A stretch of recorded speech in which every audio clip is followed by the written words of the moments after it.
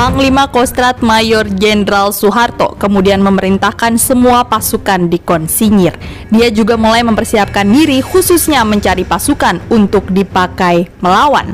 Segera dia melakukan kontak dengan pimpinan ketiga angkatan, Angkatan Laut dan Angkatan Kepolisian, langsung menyatakan dukungan berikut menempatkan perwira penghubung di Kostrad.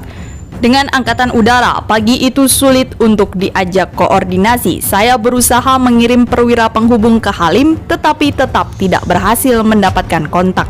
Soeharto melanjutkan, setelah mendapat kontak dengan Angkatan Laut dan Kepolisian, kami mendengar berita Jenderal Nasution berhasil diselamatkan. Pada waktu kami perintahkan untuk mengumpulkan informasi, paginya juga saya sudah lihat sendiri. Pasukan di sekitar istana memakai baret hijau. Kesatuan baret hijau yang ada di Jakarta adalah Batalion 530 dari Jawa Timur dan 454 adalah dari Jawa Tengah.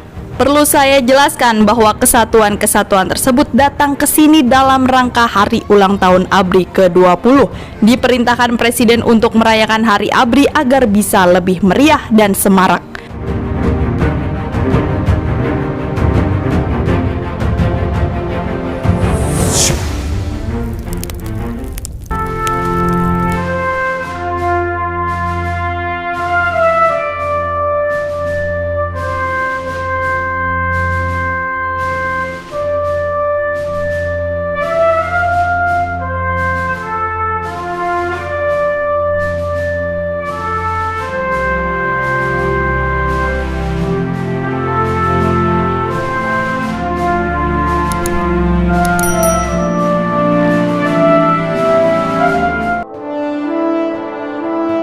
Langkah Soeharto taktis dan selalu mengikuti prosedur. Setelah kami mengetahui pasukan-pasukan di sekitar istana Kesatuan Baret Hijau, komandan brigadnya kami panggil dan kami minta tanggung jawab.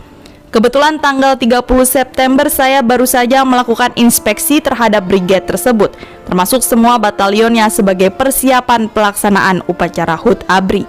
Sebenarnya tanggal 1 Oktober juga ada acara latihan di mana kesatuan-kesatuan tersebut pukul 6.30 pagi sudah harus siap di Senayan. Berhubung dengan pertanggungan jawab yang saya minta, Komandan Brigade melaporkan Brigade Infanteri 3 lengkap kecuali 2 batalion tidak datang ke Senayan, yakni Batalion 454 dan 530 yang ternyata malahan berada di depan istana. Adanya Dewan Jenderal yang bertujuan untuk mengadakan KUP adalah tidak masuk akal.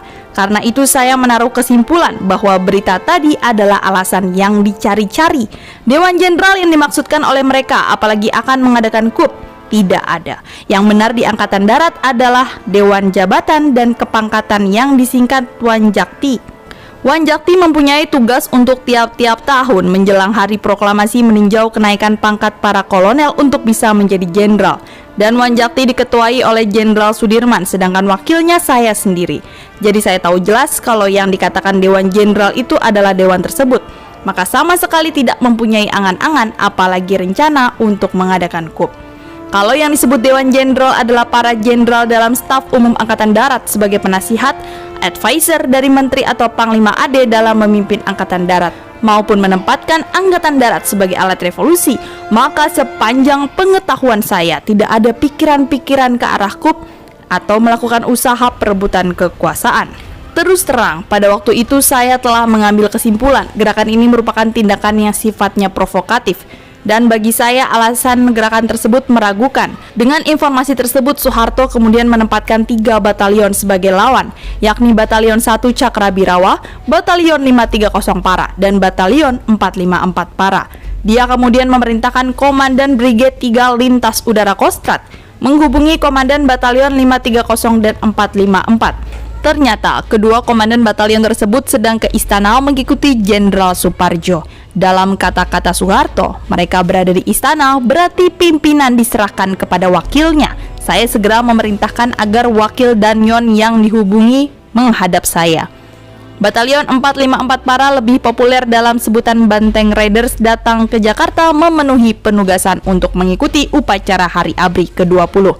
Mereka berangkat dari Serondol, sebelah selatan Semarang dengan naik kendaraan organik, truk serta beberapa jeep. Pasukan andalan yang berasal dari Kodam 7 Diponegoro tersebut merupakan Slag Orde Kostrad berkekuatan 7 kompi dengan lebih dari 1.000 anggota. Dipimpin Komandan Batalion Mayor Infanteri Sukirno, mereka tiba di Jakarta tanggal 27 September sore, langsung ditempatkan di daerah Kebun Jeruk. Kapten Infanteri Kuncoro, Wakil Komandan Yon 454 Para di depan sidang Mahmilub mengungkapkan, tanggal 30 September malam kami mendapat briefing dari Danyon Mayor Sukirno bahwa Batalion 454 ditugaskan untuk ikut menyelamatkan pemimpin besar revolusi karena beliau sedang terancam. Malam itu juga oleh Danyon ditunjuk pasukan satu kompi untuk mengemban tugas khusus kompi gabungan yang anggotanya dipilih oleh Danyon. Sekitar pukul 24 mereka diberangkatkan, dipimpin Letnan 2 Infanteri Tony Subagio. Saya tanyakan apa tugasnya, jawaban Danyon, ditugaskan ke Cawang karena pemimpin besar revolusi akan segera diselamatkan ke Halim. Selanjutnya seluruh batalion diperintahkan bergerak pukul 4 pagi menjaga jalan-jalan di sekitar istana. Menjelang berangkat, Letnan Kolonel Untung datang menjemput Mayor Sukirno.